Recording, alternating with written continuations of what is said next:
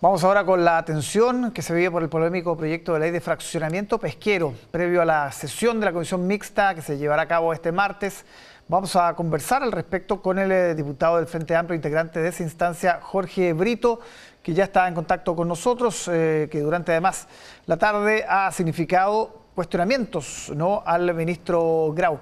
Ahora sí, diputado Brito, ¿cómo está? Muy buenas noches. Hola, muy buenas noches, Álvaro. Un poco preocupado por el destino de la ley de fraccionamiento que viene a reemplazar la conocida ley antigua de pesca, la ley Longueira, pero firme aquí para defender el trabajo que hemos hecho en la comisión mixta. ¿Por qué está preocupado? ¿Qué señales ha visto? Estamos preocupados porque el martes de la semana pasada llegamos a un acuerdo en la comisión mixta en donde aquellos que defendíamos un 70% para los artesanales en la merluza común, que está siendo el gallito de batalla, el caballito de batalla, digo, en la comisión, bueno, retrocedimos hasta un 52% para los artesanales y un 48% para la industria, en un acuerdo con senadores de la oposición y donde el Ministerio de Economía también suscribió el acuerdo. Ese fraccionamiento se ha puesto en duda por parte del ministro de Economía y además se ha sabido que una de las informaciones que la subsecretaría compartió estaba desactualizada, poniendo en duda la decisión de la comisión cuando en realidad en ningún momento ese dato fue base de la decisión, pero sí ha sido utilizado por quienes han intentado dilatar a como dé lugar la ley de fraccionamiento para intentar deshacer el acuerdo que hemos alcanzado y que vamos a defender en la sala del Senado y en la sala de la Cámara. En ese sentido, ¿cómo evalúa usted el manejo que ha tenido el gobierno desde que se conoció que las cifras no eran correctas, que las cifras de alguna manera distorsionaban el debate? Ha sido un manejo confuso por parte del ministro de Economía. En la comisión mixta, donde yo sí estuve presente, nosotros acordamos dos criterios en base al fraccionamiento. El primero es reivindicar a la pesca artesanal, que se ha estado empobreciendo esta década porque la ley Longueira le quitó cuotas de pesca, pero además es también garantizar los puestos de trabajo en las plantas de proceso de la industria, donde está la planta de proceso de Pacific Blue. Y por eso es importante los datos oficiales, en donde en los 9 años de historia de Pacific Blue nunca han procesado más que la cuota que le hemos asignado en la ley de fraccionamiento. Y en consecuencia vemos un oportunismo por parte de los defensores de la ley Longueira y de la gerencia de Pacific Blue de culpar a la ley de fraccionamiento de un pésimo manejo comercial que ha tenido la empresa, que hay notas del diario financiero que muestran las pérdidas antes de la ley de fraccionamiento y también comunicados públicos que dan cuenta de más de 400 despidos 2 años atrás, antes de que habláramos de la ley de fraccionamiento. Usted decía, espero que el hilo no se corte por lo más delgado, a propósito de que hoy día el que está más en el ojo del huracán es el subsecretario. En ese sentido, si se llegan a aplicar responsabilidades políticas, ¿usted esperaría que fueran parejas en este caso? Yo espero que junto con asumir las eventuales responsabilidades en esta materia que vamos a conocer el día de mañana, que sí ha confirmado por primera vez participación del ministro a la comisión mixta, es que también salgamos adelante en el tema de la ley de fraccionamiento, que es la centralidad de que debemos estar discutiendo. Porque las cuotas de captura para la pesca artesanal e industrial se están fijando hasta el año 2040. Y aquí no es una ley hecha a la medida de ningún sector, todos tuvimos que ceder, pero estamos garantizando que la pesca artesanal se pueda recuperar y además que las plantas de proceso puedan seguir funcionando. En ese contexto no hay cabida entre oficialismo y oposición, porque lo que nosotros aprobamos en primer trámite fue aprobado por 111 votos a favor. En el Senado también tuvo un apoyo transversal, 20 de las 21 pesquerías, y esperamos ratificar esa transversalidad en la sala del Senado y en la sala de la Cámara la próxima semana, y sin duda el manejo del ministro de Economía no ha sido el adecuado, pero aclarando con datos oficiales, esperamos que se puedan subsanar las desconfianzas y también los malos entendidos para, de una vez por todas, la ley de fraccionamiento pasa ley, porque hay quienes han intentado dilatar de todas las formas, Álvaro, leyendo lento las minutas, pidiendo votación frase por frase, y eso para mí tiene que ser enfrentado con firmeza para permitir que las instituciones funcionen y que le respondamos a todos los compatriotas que vieron cómo la primera ley que terminó con una diputada y un senador en la cárcel sigue vigente hasta el día de hoy y nosotros vamos a reemplazar por la ley de fraccionamiento. Ahora usted dice, si es que se aplican responsabilidades políticas, ¿tiene dudas que eso vaya a ocurrir? ¿Debería aplicar, por ejemplo, el presidente al volver de su gira por Asia las responsabilidades políticas del caso?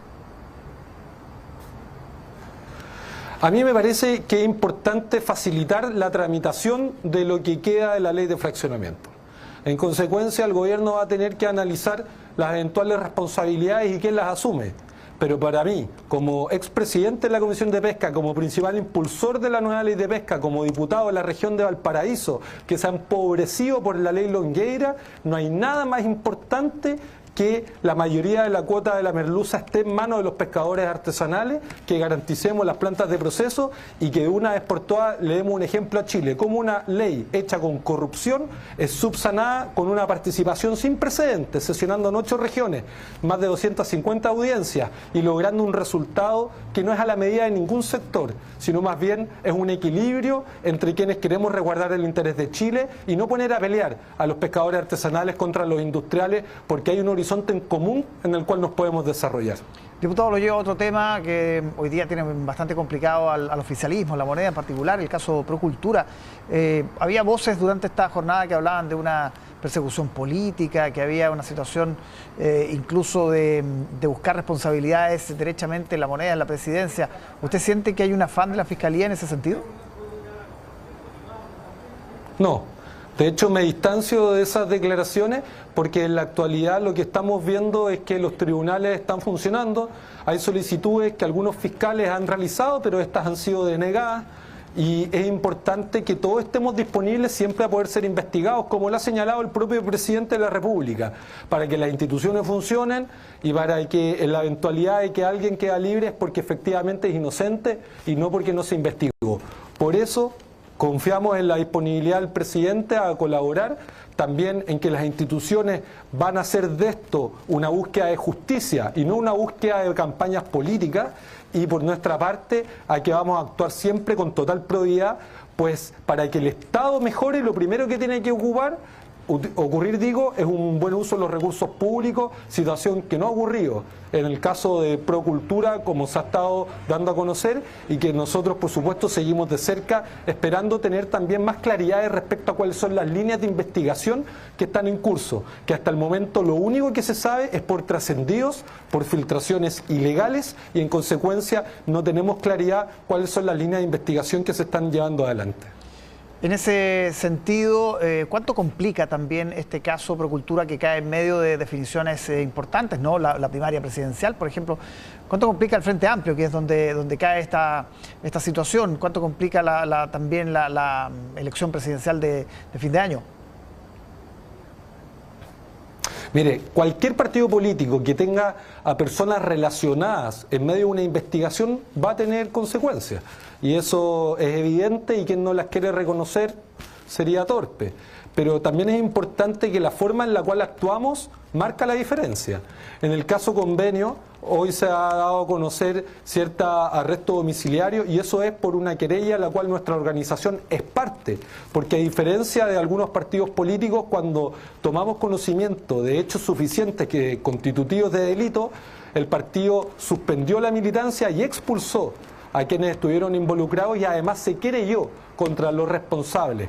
En consecuencia, esa es la obligación que tenemos todos y no podemos hacernos los locos, así que vamos a seguir de cerca las diligencias. Nuestro compromiso con el buen uso de los recursos públicos es a toda costa, porque esa misma billetera es la que financia los CEFAM, las escuelas públicas, y que hace falta en inversión, pero acá hay un curso que está en manos de un poder autónomo del Estado, que es el Poder Judicial, y en eso no nos perdemos ni un segundo para poder conocer cuando ya exista un hecho atribuible, verificable, y además que no sea un trascendido ilegal por parte de las filtraciones que se están conociendo. Sí, en estas horas ha habido varios emplazamientos a que el protagonista de este caso, ¿no? Alberto Larraín, hable finalmente, ¿no? Porque se han conocido, bueno, escuchas telefónicas, nuevos antecedentes, declaraciones, en fin, que van salpicando a otras personas. Incluso hasta el presidente ha tenido que hablar desde China del caso. ¿Usted emplazaría también a Larraín que finalmente, de alguna manera, entregue alguna explicación de más detalles? Porque hasta ahora ha habido solo silencio. Mire, es muy importante para mí señalar que los sinvergüenzas no son patrimonio de nadie. Llegan incluso cuando no se les invita. Y en consecuencia, todos tenemos que cerrar filas con el buen uso de los recursos públicos y colaborar con la justicia.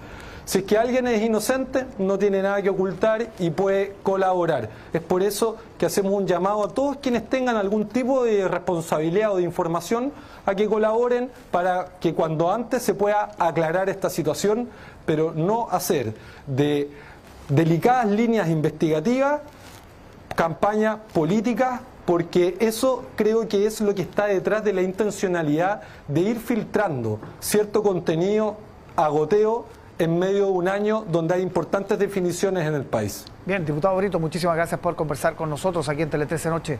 Que esté muy bien.